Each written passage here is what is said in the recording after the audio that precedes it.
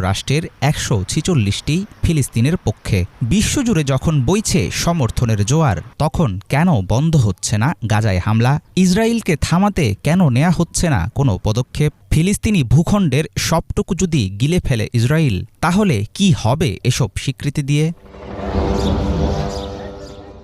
যুক্তরাষ্ট্র ও তার মিত্ররা যখন নিঃশর্তভাবে ইসরায়েলের পাশে আছে, তখন শুধুমাত্র স্বীকৃতি দিয়ে ফিলিস্তিনের বাস্তব পরিস্থিতি বদলানো সম্ভব না। খুঁজে বের করতে হবে কয়েক দশক ধরে মীমাংসা না হওয়া ধাঁধার সমাধান। দুই জাতি রাষ্ট্র হবে কিনা? যদি হয়, তাহলে ইসরায়েল ও ফিলিস্তিনের সীমানা কি হবে? দেশ দুটোর রাজধানী কোথায় হবে? কতদিন সময়ের মধ্যে বাস্তবায়িত হবে এসব পদক্ষেপ? সবকিছুর আগে ঠিক করতে হবে এই প্রশ্নগুলোর উত্তর। ফিলিস্তিনের প্রতি বিভিন্ন দেশের স্বীকৃতি ইসরায়েলকে একঘরে করে ফেলছে। আপাত দৃষ্টিতে